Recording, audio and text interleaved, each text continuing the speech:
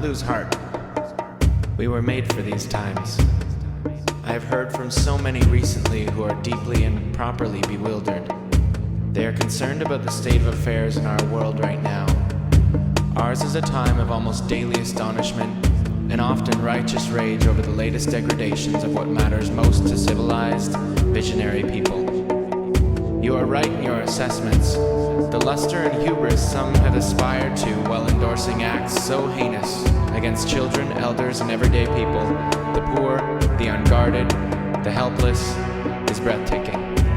Yet I urge you, ask you, gentle you, to please do not spend your spirit by bewailing these difficult times.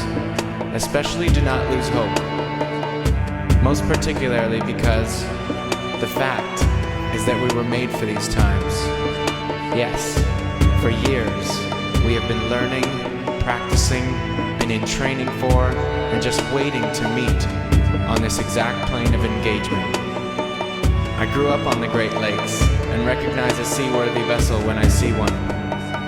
Regarding awakened souls, there have never been more able vessels in the waters than there are right now across the world. And they are fully provisioned and able to signal to one another as never before in the history of humankind. Look out over the prow. There are millions of boats of righteous souls on the waters with you. Even though your veneers may shiver from every wave of this stormy royal, I assure you that the long timbers composing your prow and rudder come from a greater forest. That long-grained lumber is known to withstand storms, to hold together, to hold its own, and to advance regardless. In any dark time, there is a tendency to veer towards fainting over how much is wrong or unmended in the world. Do not focus on that. There is a tendency, too, to fall into being weakened by dwelling on what is outside your reach, by what cannot yet be. Do not focus there. That is spending the wind without raising the sails. We are needed, that is all we can know.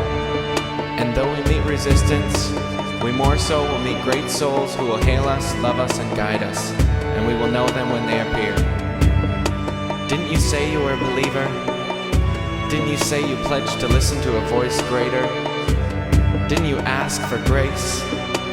Don't you remember that to be in grace means to submit to the voice greater? Ours is not the task of fixing the entire world at once, but of stretching out to mend the part of the world that is within our reach. Any small, calm thing that one soul can do to help another soul, to assist some portion of this poor, suffering world, will help immensely. It is not given to us to know which acts or by whom will cause the critical mass to tip toward an enduring good. What is needed for dramatic change is an accumulation of acts, adding to, adding more, continuing. We know that it does not take everyone on earth to bring justice and peace, but only a small, determined group who will not give up during the first, second, or 100th gale. One of the most calming and powerful actions you can do to intervene in a stormy world is to stand up and show your soul. Soul on deck shines like gold in dark times. The light of the soul throws sparks, can send up flares, builds signal fires, causes proper matters to catch fire. To display the lantern of the soul in shadowy times like these, to be fierce and to show mercy towards others, both are acts of immense bravery and greatest necessity.